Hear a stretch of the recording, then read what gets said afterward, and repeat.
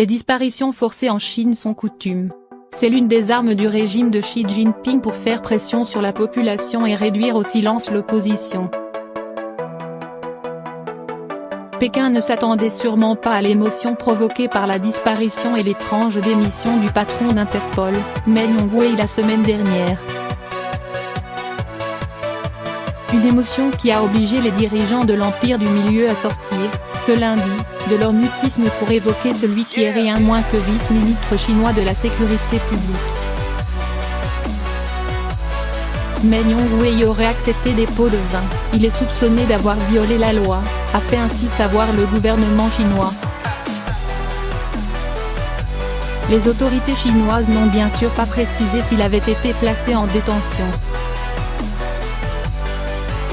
Qu'est-il advenu du patron d'Interpol? Le sort de Meng Hongwei fait peu de doute parce que n'est pas la première fois que des personnalités chinoises vivant à l'étranger font l'objet de disparitions. En 2015, l'homme d'affaires Mike Poon, alors au centre du rachat de l'aéroport de Toulouse-Blagnac, avait ainsi disparu des radars pendant plusieurs mois, expliquant à son retour en France avoir été interrogé dans le cadre d'une enquête sur le secteur aéronautique.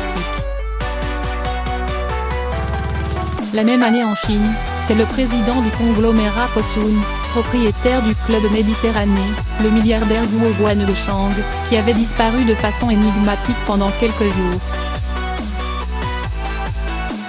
À l'été 2017, c'est ensuite l'un des plus gros magnats de la diaspora, installé à Aubervilliers, Seine-Saint-Denis, impliqué dans des investissements dans le port du Havre, qui a fait les frais d'un enlèvement. Tenu au secret pendant plusieurs semaines en Chine, il était finalement réapparu à l'automne 2017, très amaigri. Plus récemment, c'est l'actrice Fan Bingbing qui avait disparu pendant 3 mois. Soupçonnée d'évasion fiscale, l'actrice chinoise a fini par réapparaître en Chine, près de Pékin.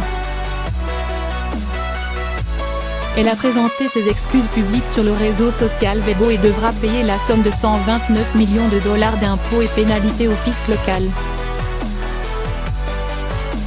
L'arme de la R.S.L.D. Toutes ces personnalités ont été victimes d'un dispositif de la loi chinoise. En 2012, la Chine a révisé son code de procédure pénale. Parmi les changements marquants, un article formalisait la création de la résidence surveillée dans un lieu déterminé SLD, pour les personnes suspectées de crimes mettant en danger la sécurité de l'État, d'activités terroristes ou pour les cas particulièrement graves de corruption. Derrière cet acronyme, se cache en fait une forme légalisée de disparition forcée, marquée par les tortures physiques et psychologiques. Un dispositif dénoncé depuis des années par les associations de défense des droits de l'homme. En effet, la RSLD donne aux fonctionnaires tout pouvoir, souvent en violation avec le droit international, afin de préserver la sécurité nationale, ce qui correspond à protéger la suprématie du parti. Plusieurs rescapés de ces prisons qui cachent leur nom ont témoigné que la RSLD était pire que tous les traitements qu'ils avaient subis auparavant, dans d'autres types de centres de détention. Sous Xi Jinping, la persécution de la communauté de défense des droits de l'homme a d'ailleurs franchi un cap jamais vu depuis la répression du mouvement pro-démocratique de 1989. Les disparitions sont même devenues si habituelles en Chine que chacune a son euphémisme légal.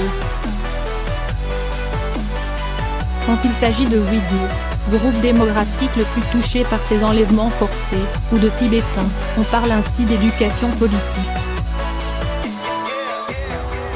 Pour les élites du parti ou les opposants politiques, on parle de Shoghi. En 2013, plus de 173 000 enquêtes pour ce motif ont été effectuées, au moins 3 personnes sont officiellement mortes durant des interrogatoires. Le régime de Xi Jinping serre la vis. Cette recrudescence d'enlèvements montre surtout que le régime, critiqué de toutes parts, se crispe fortement. Il y a manifestement un serrage de vis, un sentiment de reprise en main transparaît dans mes discussions avec mes différents contacts en Chine, analyse Jean-Vincent Brisset, directeur de recherche à l'IRIS et spécialiste de la Chine.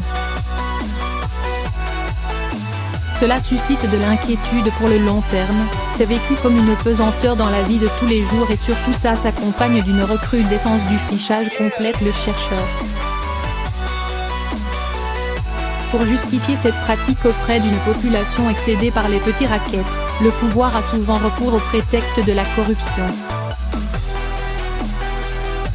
Xi Jinping avait d'ailleurs axé son premier discours d'intronisation en 2012 sur la lutte contre la corruption. Remarque le spécialiste des relations internationales.